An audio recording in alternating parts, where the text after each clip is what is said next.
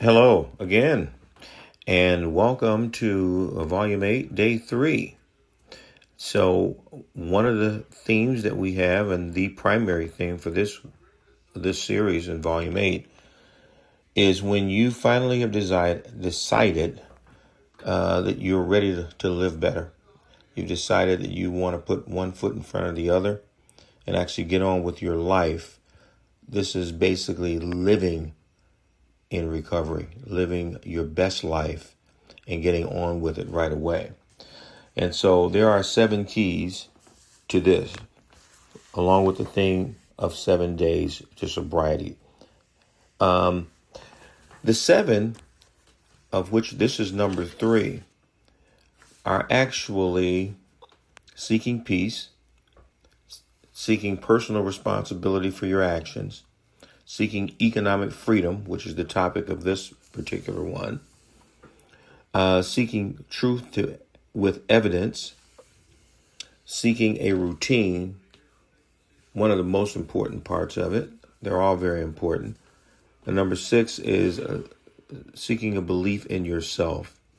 And number 7 is staying focused on your primary goal, which is living a better life and recovering.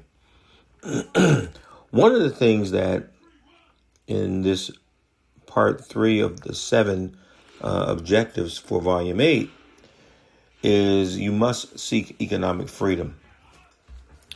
It's not realistic to believe that you can recover successfully and maintain your sobriety if you don't address whatever financial needs that you might have. We all have them. So the first part of that is to come up with a plan to achieve economic freedom, of course. Remember that song that Kanye has where he says, "Wait till I get my money right"? Well, in this case, I'm saying don't wait.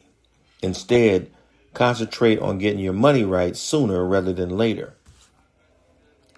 A short summary of what we have covered up to this point for Volume 8 is seeking peace, seeking to avoid unnecessary conflict, seeking to avoid arguments unnecessarily and the need to be right, seeking personal responsibility, taking personal responsibility for even things you don't think are your fault.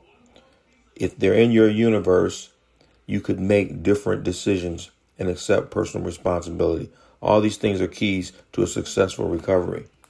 And right now, we're going to talk about the keys to economic freedom. That is definitely consistent with getting your money right. So, the keys to financial independence. Number 1, cash flow allocation. Where's your money going? You need to specifically know where it's going, why it's going there, and if there's some places that it doesn't need to be going. That's essential. That's number 1. Cash flow allocation. Where's your money going? Number 2, establish a baseline, meaning you need to start somewhere. You need to have a baseline of economics. You may need more than one income stream. Most people do, but you need to start somewhere. Whether you're working or not, you need to establish a base for income. Even if this is not your ultimate goal, you need to put it in your plan. It is part of recovering. Number 3, stop the bleeding. Eliminate stupid and unnecessary expenses, like supporting other people that are part of your bleeding. Trim the fat, just like corporations do. Don't keep putting your money in a unproductive hole someplace. Get a grip on your money. Cash flow allocation, establish a baseline of income, and stop the bleeding.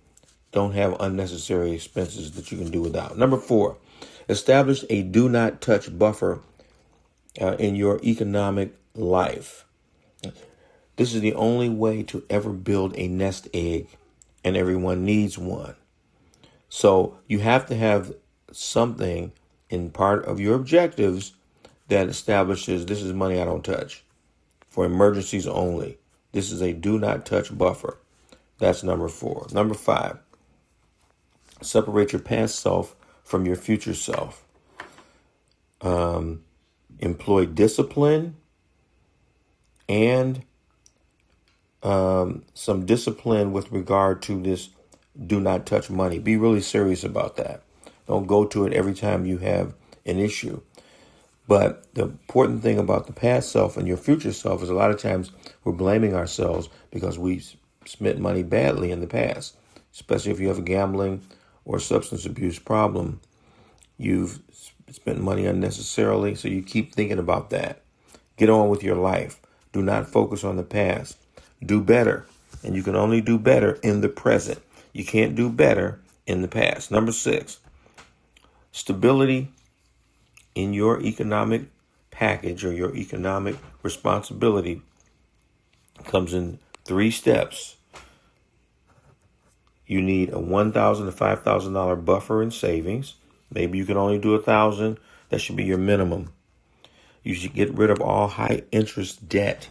That should be a primary objective because basically you're just giving away money with high interest debt.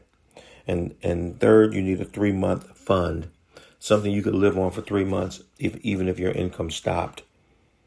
So again, you need a $1,000 to $5,000 buffer, minimum $1,000. You need a high interest debt objective to get rid of credit cards or high interest. Sometimes you needed something for an emergency. That should be your first priority to get that off of your plate because you'll constantly go backwards with 20 and 30% interest, and a 3-month fund.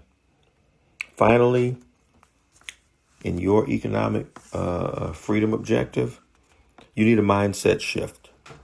A mindset shift that comes in three phases: forgiving yourself,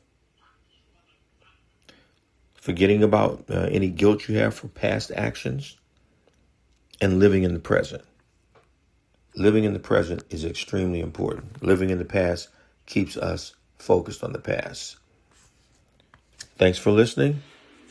Stay tuned for part 4 of this 7-part objective series on living your best life in recovery. Even if you're not recovering, this will help you recover in life. Thank you.